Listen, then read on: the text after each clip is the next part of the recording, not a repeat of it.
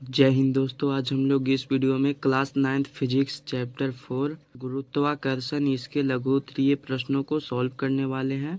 इससे पहले अगर आप लोग हमारे इस चैनल पे नए आए हैं तो चैनल को सब्सक्राइब कर देंगे, वीडियो को लाइक एंड अपने दोस्तों के पास शेयर कर देंगे। पहला प्रश्न है, गुरुत्वाकर्षण का सार्वत्रिक नियम लिखिए। लिखेंगे कि दो कणों के बीच कार्य करने वाला आकर्षण बल उन कणों की सन्निहितों के गुणनफल के समानुपाती होता है तथा उनके बीच की दूरी के वर्ग के व्युत्क्रमानुपाती होता है।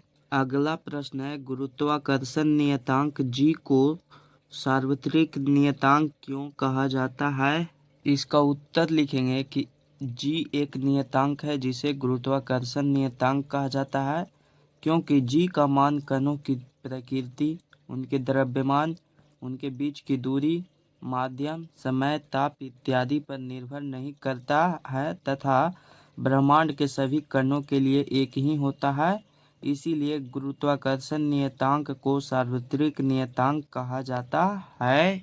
प्रश्न है, दो वस्तुओं के बीच लगने वाले गुरुत्वाकर्षण बल का क्या होगा यदि पहला कि एक वस्तु का द्रव्यमान दोगुना कर दिया जाए। इसका उत्तर लिखेंगे कि एक वस्तु का द्रव्यमान दोगुना करने पर गुरुत्वाकर्षण बल दोगुना हो जाएगा, यानी कि जैसे ही वस्तु का द्रव्यमान बढ़ेगा तो उसका गुरुत्वाकर्षण बल भी बढ़ेगा। दूसरा प्रश्न है कि वस्तुओं के बीच की दूरी को दोगुनी कर दी जाए तब क्या होगा। तो इसका उत्तर लिखेंगे कि वस्तुओं के बीच की दूरी को दोगुना करने पर उसका गुरुत्वाकर्षण बल 1/4 गुना हो जाएगा। अगला प्रश्न है कि वस्तुओं के बीच की दूरी 3 गुनी कर दी जाए तब क्या होगा। तो इसका उत्तर लिखेंगे कि वस्तुओं के बीच की दूरी 3 गुनी करने पर उसका गुरुत्वाकर्षण बल 1/9 गुना हो जाएगा। अब इसका अगला प्रश्न है कि दोनों वस्तुओं के द्रव्यमान दोगुने कर दिए जाए तब क्या होगा। तो इसका उत्तर लिखेंगे कि इसका गुरुत्वाकर्षण बल 4 गुना हो जाएगा। अगला प्रश्न है, गुरुत्वाकर्षण के सार्वत्रिक नियम का क्या महत्व है। इसका उत्तर लिखेंगे कि यह नियम अनेक ऐसी परिघटनाओं की व्याख्या करता है जो प्राचीन काल में असंवृद्ध मानी जाती थी। पहला, इसका महत्व कि इस नियम के द्वारा सूर्य के चारों ओर ग्रहों की व्याख्या की जाती है। दूसरा, कि इस नियम के द्वारा वस्तुओं के चारों ओर चंद्रमा की गति तथा समुद्र में आने वाले ज्वार भाटा की व्याख्या की जाती है। और तीसरा, कि वस्तुओं के पृथ्वी की ओर गिरने की भी व्याख्या की जाती है। उसके बाद लिखेंगे कि पृथ्वी की कक्षा में कृत्रिम उपग्रह स्थापित करना, चंद्रमा तथा अन्य ग्रहों तक खोजी यान भेजना तथा अंतरिक्ष स्टेशन स्थापित करना आदि इसी नियम का ज्ञान प्राप्त होने के बाद ही संभव हो पाया है। 5 नंबर प्रश्न है, सभी वस्तुओं पर लगने वाला गुरुत्व बल उनके द्रव्यमान के समानुपाती होता है, फिर एक भारी वस्तु हल्की वस्तु के मुकाबले तेजी से क्यों नहीं गिरती। इसका उत्तर लिखेंगे कि चूंकि गुरुत्वीय त्वरण g का मान होता है gm/r², तो चूंकि वस्तु के द्रव्यमान m पर निर्भर नहीं करता, इसीलिए अधिक द्रव्यमान की वस्तु अर्थात भारी वस्तु कम द्रव्यमान की वस्तु अर्थात हल्की वस्तु की अपेक्षा तेजी से नहीं गिरती बल्कि दोनों साथ साथ गिरती है।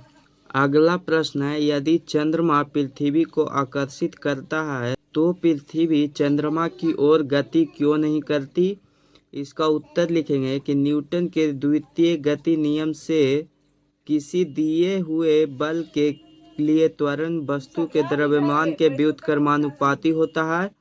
चंद्रमा की अपेक्षा पृथ्वी का द्रव्यमान बहुत अधिक है, इसीलिए हम पृथ्वी को चंद्रमा की ओर गति नहीं करते देख पाते हैं। प्रश्न है, किसी वस्तु के द्रव्यमान तथा भार में क्या अंतर है। देखिए आप लोग, इधर है द्रव्यमान और इधर भार, तो इन दोनों में अंतर लिखेंगे। द्रव्यमान का पहला, द्रव्यमान वस्तु में द्रव्य यानी कि पदार्थ की मात्रा है, जबकि भार पृथ्वी द्वारा वस्तु पर पृथ्वी के केंद्र की ओर लगे गुरुत्व बल के बराबर होता है। अतः भार इक्वल टू होता है द्रव्यमान गुना गुरुत्वीय त्वरण। दूसरा अंतर लिखेंगे कि द्रव्यमान में केवल परिमाण होता है, जबकि भार में परिमाण और दिशा दोनों होता है। तीसरा अंतर कि द्रव्यमान यह एक अदिश राशि है जबकि भार एक यह सदिश राशि है। और चौथा कि द्रव्यमान को दंड तुला द्वारा मापा जाता है जबकि भार को कमानीदार तुला द्वारा मापा जाता है। अगला प्रश्न है, किसी वस्तु का चंद्रमा पर भार पृथ्वी पर इसके भार का 1/6 गुना क्यों होता है?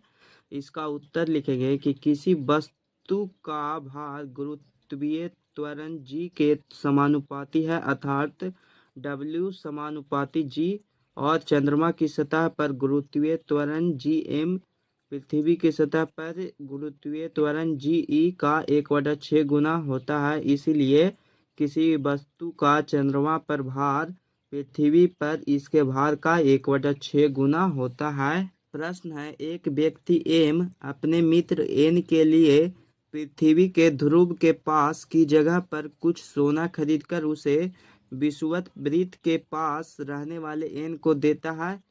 क्या एन खरीदते हुए सोने के भार से संतुष्ट होगा? यदि नहीं तो क्यों? इसका उत्तर लिखेंगे कि पृथ्वी के ध्रुव पर गुरुत्वीय त्वरण का मान Gp विषुवत वृत्त पर गुरुत्वीय त्वरण के मान Ge से अधिक होता है, अतः उस कुछ द्रव्यमान के सोने का भार ध्रुव की अपेक्षा विषुवत वृत्त पर कम प्रतीत होगा, इसीलिए एन सोने के भार से संतुष्ट नहीं होगा। 10 नंबर प्रश्न है, एक पतली परंतु मजबूत डोरी से बने पट्टे की सहायता से किताबों से भरे स्कूल बैग को उठाना कठिन होता है, क्यों? इसका उत्तर लिखेंगे कि जब हम पतली डोरी से बने पट्टे की सहायता से किताबों से भरे स्कूल बैग को उठाते हैं तो बैग का सारा भार हमारे हाथ पर पतली डोरी के बहुत कम क्षेत्रफल के बराबर के क्षेत्रफल पर आरोपित होता है, जिससे हाथ पर अत्यधिक दाब पड़ता है। इसीलिए पतली डोरी के पट्टे से भारी बैग को उठाना कष्टकर और कठिन होता है। अगला प्रश्न है, एक भारी बक्से को पतले तार के बने हत्थे से ले जाना कठिन होता है, पर लकड़ी या प्लास्टिक के चौड़े हत्थे से ले जाना आसान होता है, क्यों? इसका उत्तर लिखेंगे कि भारी बक्से को इसके हत्थे से उठाने पर हाथ पर दाब पड़ता है और दाब इक्वल टू होता है बल बटा क्षेत्रफल। तो बक्से को उठाने में लगा बल तो नियत है, यदि क्षेत्रफल अधिक हो तो दाब कम हो जाएगा। पतले तार के बने हत्थे का क्षेत्रफल कम रहता है, इसीलिए बक्से को उठाने पर तलहथी पर दाब अधिक पड़ता है, परंतु लकड़ी या प्लास्टिक के बने मोटे चौड़े हत्थे का क्षेत्रफल अधिक रहता है, इसीलिए बक्से को उठाने पर तलहथी पर दाब अपेक्षाकृत कम पड़ता है, जिससे सुविधा होती है। प्रश्न है, उत्प्लावकता से आप क्या समझते हैं? इसका उत्तर लिखेंगे कि जब किसी वस्तु को पानी में डुबोते हैं तो उस पर पानी द्वारा ऊपर की ओर एक प्रकार का बल लगता है जिसे उत्प्लावन बल कहते हैं, तथा यह क्रिया उत्प्लावकता कहलाती है। अगला प्रश्न है, आर्किमिडीज का सिद्धांत क्या है? इसका उत्तर लिखेंगे कि जब कोई वस्तु किसी द्रव या गैस में पूर्णतः या अंशतः डुबाई जाती है तो उसके भार में आभासी कमी आ जाती है, जो वस्तु के डूबे हुए भाग द्वारा हटाए गए द्रव या गैस के भार के बराबर होता है। अगला प्रश्न है, पानी की सतह पर रखने पर कोई वस्तु क्यों डूबती या तैरती है? इसका उत्तर लिखेंगे कि क्योंकि पानी द्वारा वस्तु पर लगने वाला उत्प्लावन बल पानी की सतह पर रखे गए वस्तु के भार के बराबर या कम है, इसीलिए पानी की सतह पर रखने पर कोई वस्तु डूबती या तैरती है। अभी तक आप लोग चैनल को सब्सक्राइब नहीं किए होंगे तो सब्सक्राइब कर देंगे और अपने दोस्तों के पास वीडियो को शेयर कर देंगे। 15 नंबर प्रश्न है, पिंड के भार को क्या होता है जब उसे द्रव में डुबोया जाता है? इसका उत्तर लिखेंगे कि जब किसी पिंड को द्रव में डुबोया जाता है तब उस पर एक उत्प्लावन बल ऊपर की ओर कार्य करता है। इस बल के कारण पिंड के भार में हानि होती है। पिंड के भार में यह हानि पिंड द्वारा विस्थापित द्रव के भार के बराबर होती है। अगला प्रश्न है, एक तुला पर आप अपना द्रव्यमान 48 केजी नोट करते हैं। क्या आपका द्रव्यमान ठीक 48 केजी है या उससे थोड़ा कम या अधिक? इसका उत्तर लिखेंगे कि हमारा द्रव्यमान 48 केजी से कुछ अधिक होगा, क्योंकि जब हम किसी वस्तु को तुला के पल्ले पर रखकर तौला जाता है तो वह कुछ हवा को विस्थापित करती है और आर्किमिडीज के सिद्धांत से वस्तु द्वारा हटाए गए हवा के भार के बराबर का उत्प्लावन बल वस्तु पर ऊपर की ओर लगेगा। इससे वस्तु के भार में कुछ कमी हो जाएगी, अतः तुला द्वारा किया गया द्रव्यमान 48 केजी हमारे वास्तविक द्रव्यमान से थोड़ा कम होगा।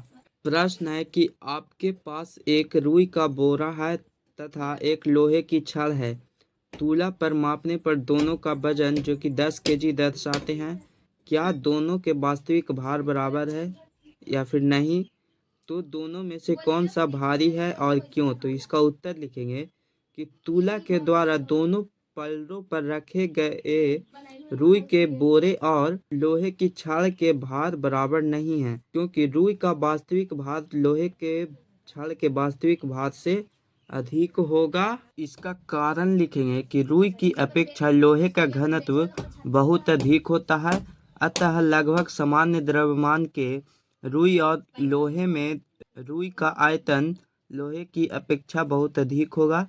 इसीलिए एक पल्ले पर रखा हुआ रुई का बोरा दूसरे पल्ले पर रखे लोहे की छड़ की तुलना में बहुत अधिक हवा को विस्थापित करेगा। आर्किमिडीज के सिद्धांत से रुई के बोरे पर लोहे की छड़ की तुलना में अधिक उत्प्लावन बल लगेगा। ऊपर की ओर रुई के बोरे पर अधिक उत्प्लावन बल लगते हुए भी तुला के पल्ले संतुलित हैं, तो इसका अर्थ यह है कि रुई की बोरे का द्रव्यमान लोहे के छड़ के द्रव्यमान से कुछ अधिक होगा। अतः हम लोग कह सकते हैं कि रुई के बोरे का जो वजन होगा वह अधिक होगा छड़ के द्रव्यमान से। अब लास्ट इसका 18 नंबर प्रश्न है, लोहे की कील पारे में तैरती है परंतु पानी में डूब जाती है, क्यों? इसका उत्तर लिखेंगे कि लोहे का घनत्व 7.8 गुना 10 के पावर 3 केजी प्रति मीटर क्यूब होता है तथा पारे का घनत्व 13.6 गुना 10 के पावर 3 केजी प्रति मीटर क्यूब है। जब लोहे की कील को पानी में जिसका घनत्व 1 गुना 10 के पावर 3 केजी प्रति मीटर क्यूब है डुबोया जाता है, तब उसके द्वारा विस्थापित द्रव्य यानी कि पानी का भार कील के भार से कम होता है, इसीलिए वह पानी में डूब जाता है। लोहे का कील पानी में डूब जाता है, परंतु उसी कील को जब हम लोग पारे में डुबाया जाता है तब उसके द्वारा विस्थापित पारे का भार कील के भार से अधिक होता है, इसीलिए कील पानी में तैरती है। आप लोग समझ गए होंगे। फिर मिलेंगे हम लोग एक नए वीडियो के साथ, तब तक के लिए जय हिंद जय भारत।